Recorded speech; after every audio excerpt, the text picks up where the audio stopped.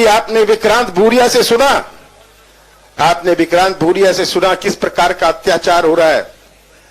ये तो सुनने वाली बातें थी, बहुत सारी बातें तो सामने नहीं आती, पर कितना अपमान हो रहा है ये नहीं छपता, ये किसी अखबार में नहीं छपता। आप भुगते हैं आदिवासी भाइयों पर कितना अपमान होता है। मैं 40 साल से 45 साल से छिंदवाड़ा का प्रतिनिधित्व कर रहा हूं। छिंदवाड़ा के आदिवासियों ने मुझे लोकसभा भेजा जब मैं एक नौजवान था, और आदिवासी की सबसे बड़ी संख्या धार के बाद छिंदवाड़ा में है। जितनी आदिवासी आपके झाबुआ में नहीं है, अलीराजपुर में नहीं है, उससे ज्यादा आदिवासी तो मेरे छिंदवाड़ा में है।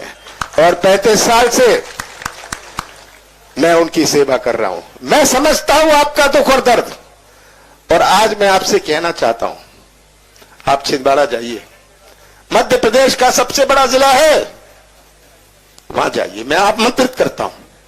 आप देख के आइए क्या हो रहा है। कमलनाथ की बात मत मानिएगा, देख के आइए, और आपको देखने को मिलेगा कैसे हम धीरे धीरे आगे बढ़े। आगे का रास्ता भी बहुत लंबा है, और छिंदवाड़ा में तो 3 विधायक आदिवासी हैं।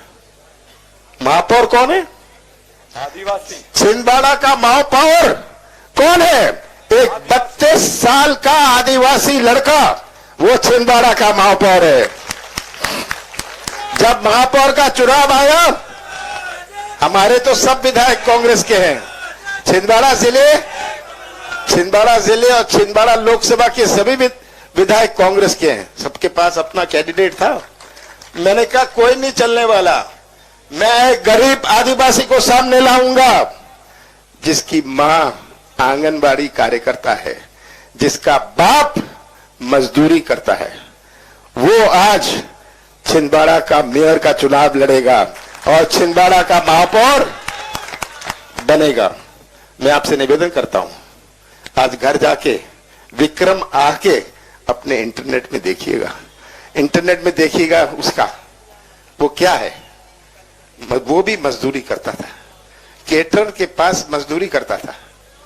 मैंने उसे चुना क्योंकि मैं सम्मान देना चाहता था, मैं सम्मान देना चाहता था। ये एक महापौर बनने की बात नहीं थी, मैं एक आदिवासी को सम्मान देना चाहता था।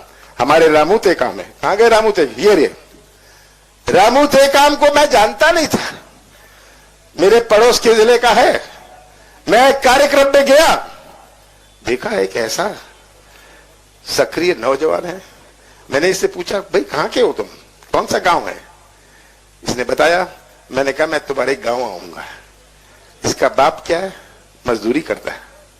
इसका बाप क्या है? मजदूरी करता है। मैं इसके गांव गया, उस दिन मैंने अपने मन में ठान ली, बताया नहीं किसी को, कि मैं इसको बैतूल के लोकसभा का चुनाव लड़वाऊंगा। तब मैं इसकी शादी में गया। सब कहे आप कहां जा रहे हैं? मैंने कहा मैं रामू टेकाम, एक आदिवासी नौजवान है, उसके शादी में जा रहा हूं। मैं नेताओं की शादी में नहीं जाऊंगा, मैं आदिवासी नौजवान की शादी में जाऊंगा। और हमने रामू टेकाम को बैतूल से चुनाव लड़वाया। ये रामू टेकाम के लिए नहीं, ये आदिवासी समाज के लिए। आदिवासी समाज को ये बात समझ आए कि उनके लिए भी कोई बोलने वाला है, उनको भी कोई आज आगे बढ़ाने वाला है। ये आज बहुत बड़ी आवश्यकता है। और मैंने ये सबक, राजनीतिक सबक अपने जिंदगी का सीखा है। बहुत कुछ मैंने उपलब्ध किया, पर मुझे शांति तब मिली, मुझे तसल्ली तब मिली जब मेरे क्षेत्र का आदिवासी आकर कहता है बेंगलोर में कि आपने मुझे रोजगार दिलवाया। आप पूछेगा कितने आदिवासी आज देश भर में घूम रहे हैं जो मोटर चला रहे हैं। मैंने कहा ये गड्ढे खोदते हैं, मैं परिवहन मंत्री था। मैंने कहा ये बेचारे आदिवासी सब कुछ सीख लिया, और ये आपको भी कहना चाहता हूं, आपने सब कुछ सीख लिया अपना मुंह चलाना नहीं सीखा, आपको मुंह चलाना भी सीखना है। और मैंने कहा ये गड्ढे खोदते हैं, मैंने एक ड्राइवर ट्रेनिंग स्कूल वहां बनाया, पूरा टेस्ट ट्रैक सिम्युलेटर। मैंने कहा इन आदिवासी बच्चों को मैं ड्राइवर बनाऊंगा, जो गड्ढे खोदते थे आज ये 15-20 हजार रुपए कमाते हैं, देख के आइएगा। और झाबुआ के बच्चे भी जा सकते हैं, कोई पैसा नहीं लगेगा, सब मैं देखूंगा। आप हॉस्टल में रहिएगा, 45 दिन में ड्राइवर और लाइसेंस लेके आइएगा और अपना भविष्य सुरक्षित रखिएगा। आज प्रदेश की तस्वीर आप सबके सामने है। अपना मध्य प्रदेश आदिवासियों के अत्याचार पर नंबर 1 मैं नहीं कह रहा, ये केंद्र सरकार के आंकड़े कह रहे हैं। अत्याचार जैसे मैंने कहा वो तो अपनी जगह हो गया, अपमान, सबका अपना स्वाभिमान होता है।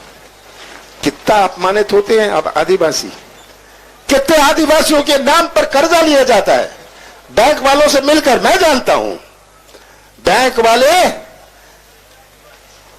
लोगों से मिलकर आदिवासी के नाम पर कर्जा दिखा देते हैं, उसकी जमीन हड़प लेते हैं।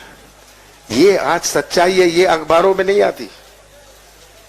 और यही सच्चाई की तस्वीर हमें अपने सामने रखनी है। आदिवासियों की स्वाभिमान की लड़ाई सबसे पहले लड़ाई है। आपका स्वाभिमान होगा तब आपको बुनियादी सुविधाएं मिलेंगी। सबसे पहले चीज आदिवासी स्वाभिमान। मैं विक्रांत भूरिया जी को धन्यवाद देता हूं, रामू टेकाम जी, श्रीनिवासन जी को धन्यवाद देता हूं। उन्होंने ये यात्रा निकाली जो 36 आदिवासी विधानसभा क्षेत्रों से गुजरी। ये मुझे रोज की रिपोर्ट भेजते थे, रोज की रिपोर्ट भेजते थे, और मैं खुश होता था कि आज कांग्रेस पार्टी ने ये बात उठाई है। मैं तो आपसे लंबी बात नहीं करना चाहता, आपसे यही कहना चाहता हूं कि ये चुनाव 4 महीने बाद किसी केवल उम्मीदवार का नहीं है, केवल किसी पार्टी का नहीं है। ये चुनाव हमारे मध्य प्रदेश के भविष्य का और आदिवासी समाज के भविष्य का है। हमारी सरकार बनी थी, 15 महीने चली, जिसमें से 2.5 महीने आचार संहिता लोकसभा चुनाव में गए, सौदा हो गया। मैं मुख्यमंत्री था, मैं भी सौदा कर सकता था। विधायक आते थे कि हमें इतना करोड़ रुपए मिला, मैं उन्हें कहता था भाई सौदा मैं करने वाला नहीं हूं, सौदे से मैं कुर्सी पर नहीं बैठूंगा, मैं जनता के आदेश पर कुर्सी से बैठूंगा। मैंने सौदा नहीं किया। मध्य प्रदेश की राजनीति की पहचान सौदे से नहीं होने दी, हमारी सरकार नहीं रही। पर उन महीनों में कांग्रेस पार्टी ने अपनी नीति और नीयत का परिचय दिया। कोई ऐसा रिकॉर्ड नहीं था आदिवासियों पर अत्याचार। मुझे याद है पट्टों का, मैंने मीटिंग बुलाई,